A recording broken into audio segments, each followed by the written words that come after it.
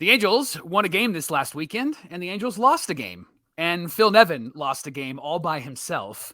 So let's recap each of the weekend games, and let's discuss where these Halos are currently. It's time to get locked on with Mike and John, and this is Locked On Angels. You are Locked On Angels, your daily Los Angeles Angels podcast. Part of the Locked On Podcast Network, your team every day.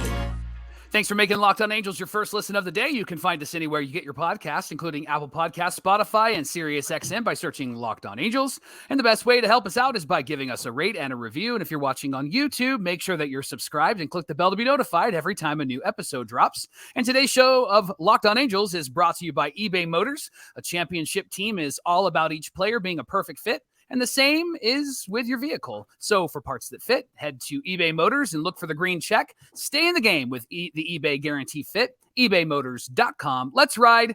eBay Guarantee Fit is only available to U.S. customers. Eligible items only. Exclusions apply. Thanks for being here for this episode of Locked On Angels, where it's your team every day. You've got the Frisch Brothers here with you, a.k.a. the Super Halo Bros. My name is John, and that's my brother Mike. And my name is Mike, and that's my brother John. We appreciate you being here, making us your first listen of the day. And Locked On Everydayers, if you consider yourself a Locked On Everydayer, as you should, you're getting in our listens and our views every single weekday.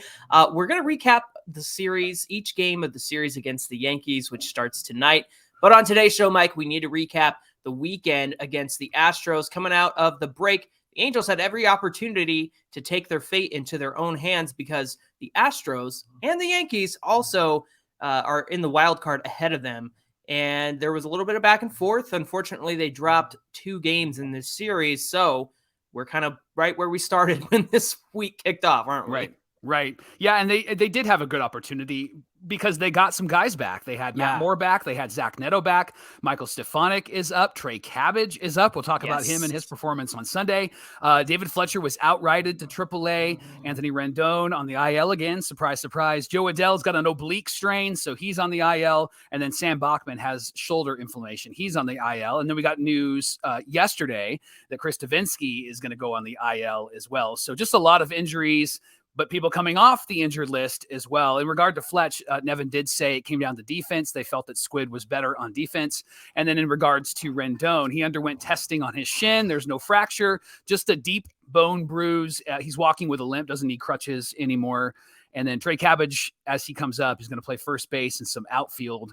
And that was good news to see him on the team. You know, I had to make this comment, and it really doesn't matter to me, and I don't think it matters to you either, but defensively so far in 100 innings, Fletcher's been better than Velasquez at shortstop. Yeah. However, I think the real key there, and we've seen this throughout the weekend, was Squid getting on base, stealing bags, being the guy you can pinch run. I think that's more accurate as to why they would want to keep Squid up as opposed to defense. But he also got in at second base a few times this weekend, so he was being pretty versatile out there as well. How about this game, Mike? The Angels lost this one 7-5. It was filled with errors and mental mistakes. And the big moment of the game was when Rengifo had a ball hit off of his glove. And I could understand maybe losing it in the lights is what he was, putting out there and demonstrating. But then the hustle after that ball allowed Jose Abreu, who's not the fastest guy in the world, to get to second base. And I thought that was absolutely insane. And so did Phil Nevin. He pulled Rengifo after that and said, hey, we can't have that, dude. We can't have that lack of hustle on this team. And so Eduardo Escobar came in, and Nevin said afterwards he took him out because he didn't hustle after the ball. And isn't that kind of the first instance of accountability that we've seen on this team so far? Did you like it? Did they benefit? What'd you think? I loved it because Escobar needs to be in the game all the time. Yeah. And I loved it because there needs to be accountability.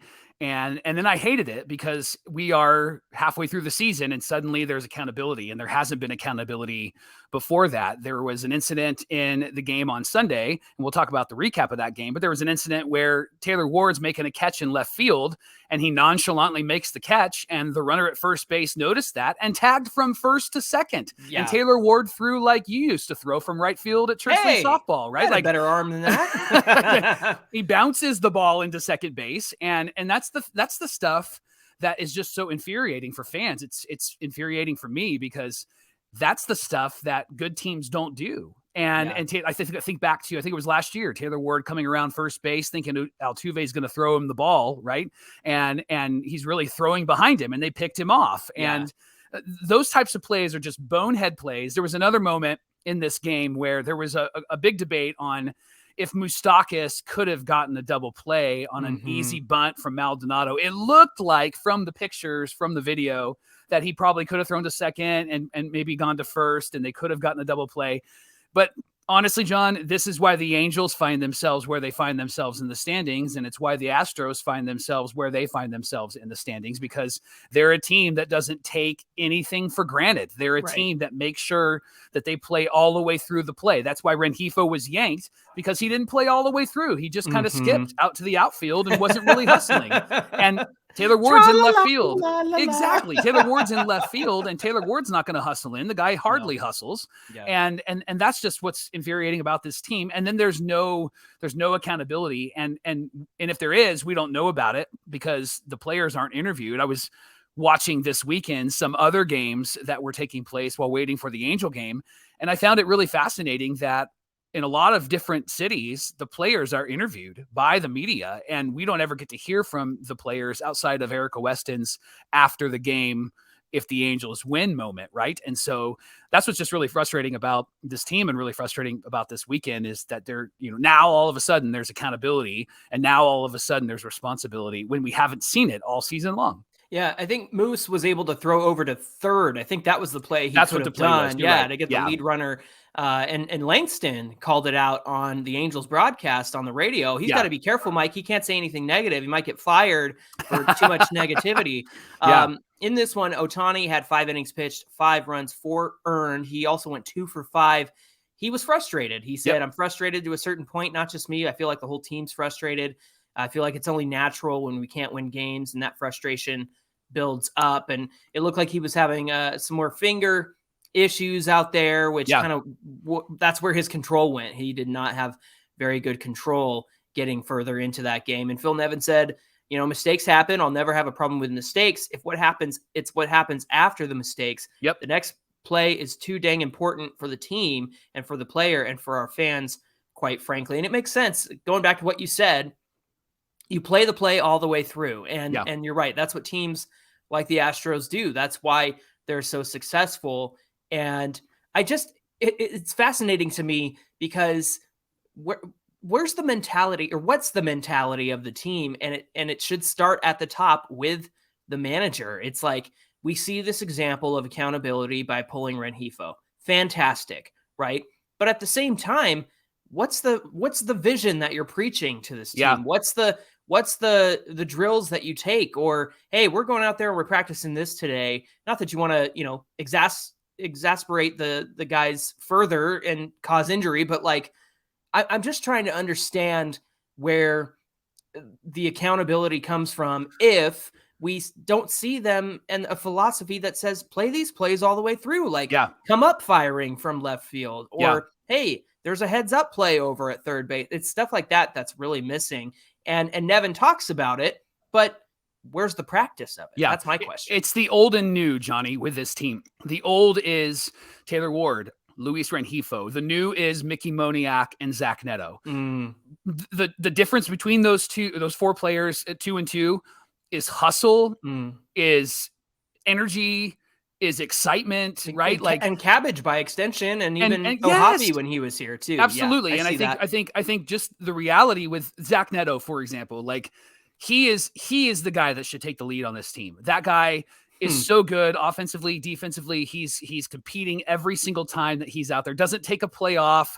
And that's the thing that has really hampered the Angels for the last 10 years is they have too many guys who are taking too much time to do something very simple on the field or something simple at bat. And honestly, until they get rid of those guys or they smack them around a little bit, that's not going to change. Now, Rengifo did have a somewhat positive weekend after that benching, but honestly, he wouldn't be in my starting lineup if I'm the manager after that moment. Like he'd have to bear the weight. He'd have to carry that. And I get that Phil knows him better than I do. And I get that Phil also understands that might crush him. I get all of that.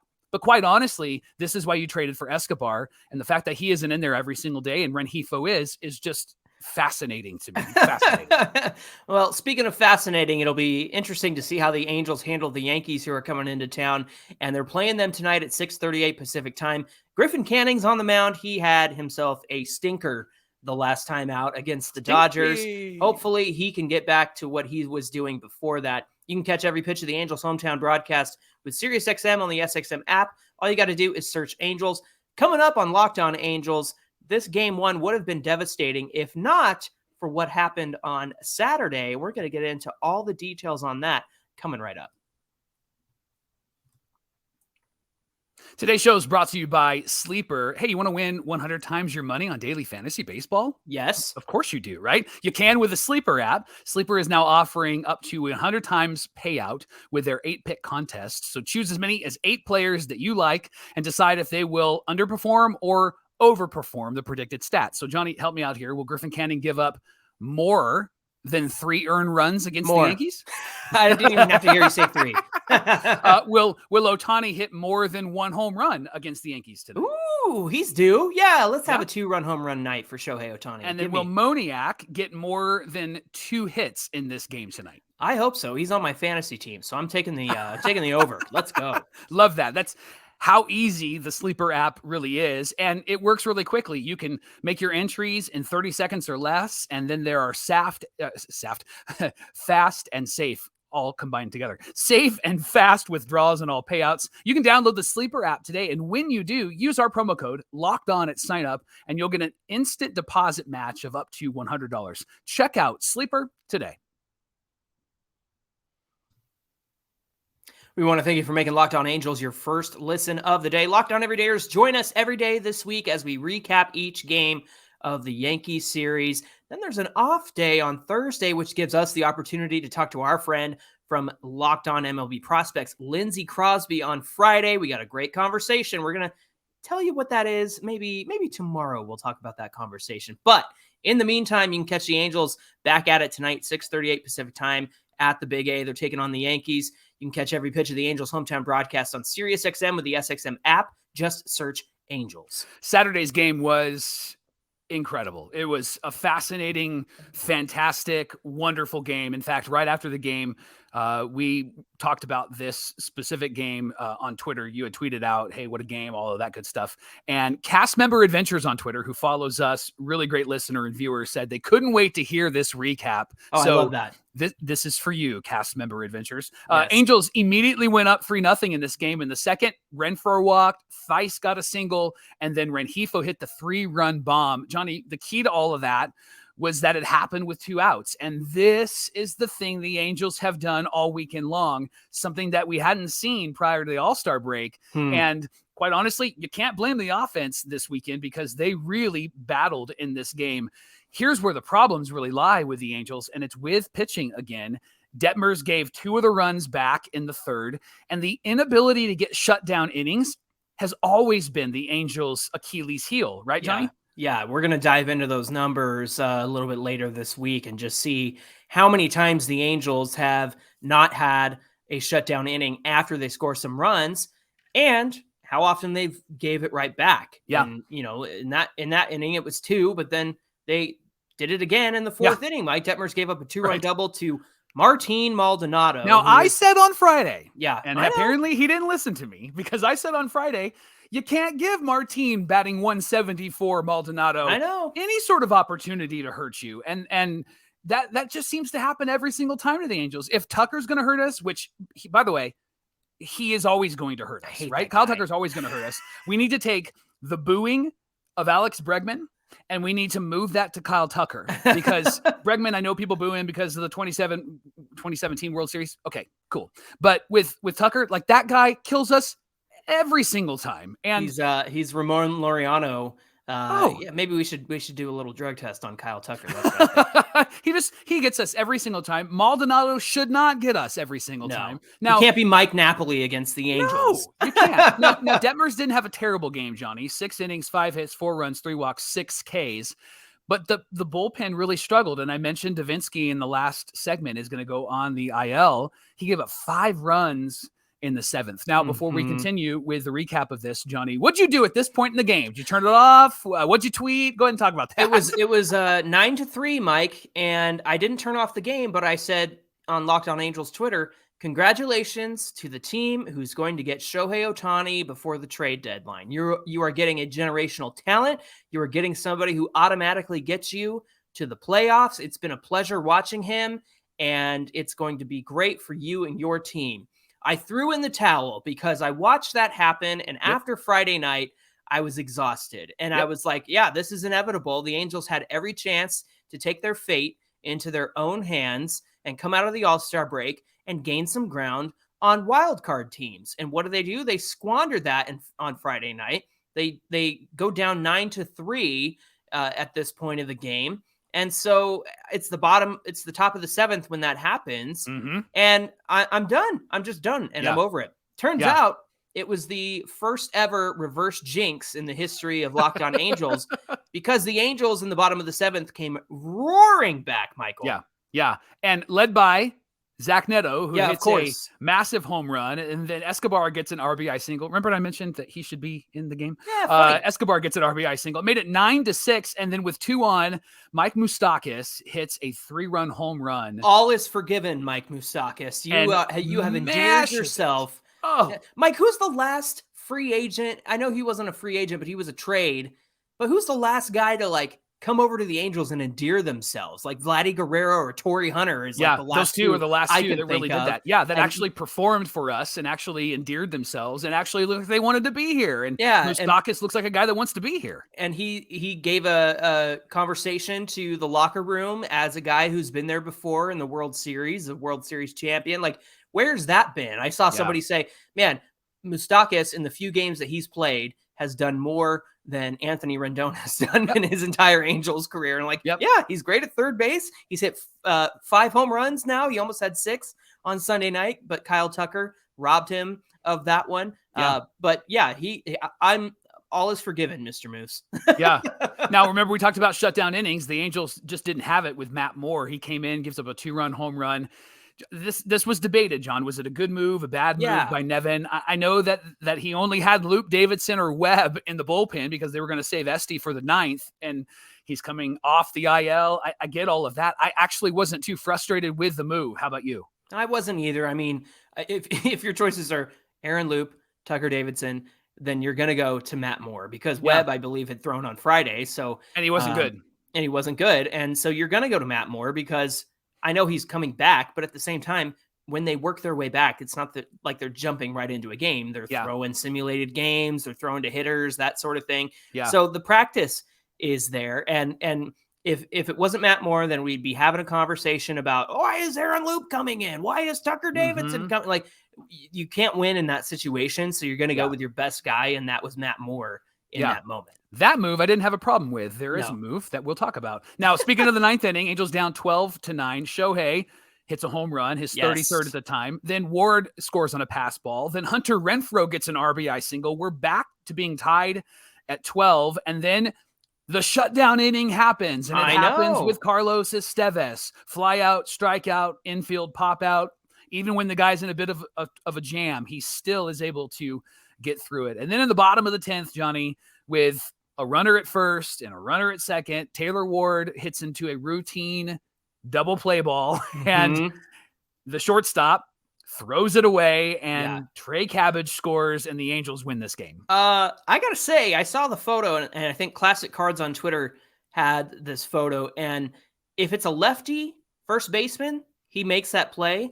But Jose Abreu didn't really stretch for that one, Mike. No. Honestly, I think it could have been a much closer play than it was. And I know that everyone laughed that, of course, the Angels walk it off on an error, but that's what good teams do. They take advantage of the mistakes. We saw that on Friday night. The Astros were walking all over us in our mistakes. So we take it back and we take advantage of the free outs. We take advantage of the mistakes. And fortunately, Cabbage, speeding around the bases, was able to get down there and win that game. So that was exciting. Love Trey Cabbage, man. I can't wait to talk about him for what he did on Sunday. So this felt like it was propelling the Angels to something special. It was like, okay, I threw in the towel. The reverse jinx happened. That's fantastic. that's the kind of game that you want to win and get back. So again, it was very exciting night.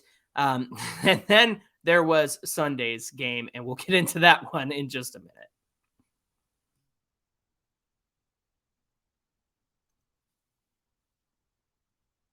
So I want to talk about Sunday, John, and there's a lot of things that we can talk about from Sunday. We can talk about how they lost 9-8. We can talk about how the Angels needed a really strong start from a strong starter that they signed in the offseason in Tyler Anderson, and they needed him to go long. They needed some length from him, and he immediately gives 3 hits up and a walk and a run and throws 35 pitches in the first inning, and he ends up leaving the game. 85 pitches thrown after 3 innings. Mm-hmm. He did awesome in some moments where he got himself into some trouble and he got out, like bases loaded in the top of the third, and he got out of it. He had some calf issues. I know he was struggling pushing off, but quite honestly, like, so goes the Angels, I guess, because this is just one of those moments where you're like, are you kidding me? Because this is just frustrating, and Anderson can't lock it down for us. You have the night that you had on Saturday night, and so you come out and immediately he gives up a run in the first inning. And like you said, he was fortunate to get out of his own way and get out of those jams. And then you come to find out he's got that calf issue, but you could see that nothing was working for him because of that calf. He couldn't push off the mound. He couldn't get the extension that he needed. And so things were missing. He was out there grunting. You could hear it on the ESPN broadcast. Yeah, they have everything mic'd up, by the way, in the ESPN broadcast. Good grief. And unfortunately, they have the announcers mic'd up, too, because all we heard the whole game was, Shohei Ohtani, what team is he going to be on at the deadline? Right. And Eduardo Perez, put some duct tape over that guy. Good grief, man. All he could talk about was, the Angels is just not really in it. It's the best thing for baseball is to trade Ohtani. Like, screw you and your best thing for baseball. I want the best thing for my team. Yeah. And right now, it's trying to win with him. And that's what the Angels were trying to do on Sunday. So your hypotheticals and your moral questions of, is this good for baseball? Like, get out of here with your. You know who's good for baseball? John Miller and Joe Morgan on Sunday Night Baseball. There you go. Moose hit another really big mammoth home run in this game, John. He tied it up. And then Trey Cabbage, a 2-run double. He made it 3-1. He had 3 hits in this game. The other way, by the way, 3 hits in this game, was pinch run 4 in the 7th. Then they had Squid at first base, and Neto is the guy at the plate. He knocks one up the middle, and they score from first. So a move that I really thought, kind of questioned. I was like, what are they trying to do here? And with Squid at first and scoring, that was a beautiful move. Gave the Halos a 4-3 lead. Ohtani gets an intentional walk. Moniak gets hit. Bases loaded for Taylor Ward. He gets a 3-run double. And at this point, we're all super stoked, super excited. But the bullpen really struggled, John. Carlos Estevez comes in the 8th inning, gives up a 2-run home run to McCormick, who is also the Kyle Tucker that just haunts us. And I thought this move was so that, Estevez can go up against some of the best hitters. Of course. That's what it was. And I also thought, of course, he's coming back out. Like, this is a Raisel Iglesias against the Mariners moment. And then Jaime Barria comes out. and Nevin said, well, I didn't want to have him go 2 innings because he threw the night before. He threw 5 pitches the night before. Right. You throw more than that while you're warming up in the bullpen. Yeah. Johnny, and of course we know what happened. Barria gives up a home run to Bregman, and Tucker gets a home run. And I mean, listen, Barria, you mentioned it. Estevez comes in the most high leverage situation. That is a check box or a check mark in the box for Phil Nevin for me, because I think you're taking on the heart of the Astros order. You want your best guy in there. Yeah. He gave up the 2-run home run, so it was 7-5. Jaime Barria should be able to handle the bottom of the order, Michael. I understand probably the best move was bringing Estevez back out. That's fine. I get that. And maybe we're being the Monday morning quarterbacks, whatever. But at the same time, going to Barria, you should be able to get the bottom of the order out and not surrender the entire lead. Now, by the time that order flipped over, here we are, Barria, after already giving up a home run to Alex Bregman, is still out there facing Kyle Tucker when, God forbid, you put an Aaron Loop to face a lefty in that situation, but that's not what happened. And Kyle Tucker hit a home run, and that one was the game winner because after even Ohtani got the home run in the bottom of the ninth, which to me, I was like, ooh, is it going to happen again? Yeah. You had a couple guys on base, Mickey Moniak at second, Taylor Ward at first, and Matt Thaiss was up, and he hits one into the gap, and stupid Kyle Tucker, who already robbed Mike Moustakas of a home run, makes this incredible diving play, and that's the game. And I loved Matt Thaiss running down the line, chucked his helmet because he was super upset, and I don't blame him because that was the perfect hit, Mike. It was the perfect hit right there. Yeah. In fact, I'm going to look up the expected batting average on that because I want to know how good of a play that was. But continue. Yeah, it was Moose at first, by the way, not Ward, because thank you. A weak ground ball to first That's right. base. It was Moose. Emphasis on weak. Quite honestly, John, like I don't know. Like it was only a 240 expected batting average, but still, it was a great play. Honestly, John, it should have been Carlos, and I think you walk into the Yankees game, he's not going to be able to pitch anyway. He's not pitching tonight. Yeah. Right. And so like, I think you use all the bullets in your gun in that moment. And Phil Nevin is just, he's treating everybody like they're delicate geniuses. Like there's just they're soft blankets. Like like dry clean only, like, I mean, it's just so frustrating. And to get 2 out of 3 from Houston would have been awesome. They would have been 4 games back in the wild card because they took 2 from a team ahead of them. And then Boob Nightingale had to go and ruin it by saying, well, the Angels are going to get 4 games in the wild card if this keeps up. And then, we got jinxed by Bob Nightingale there. Yeah. I know that the question always is like, okay, so where do they stand? And quite frankly, I think that you got to take it game by game.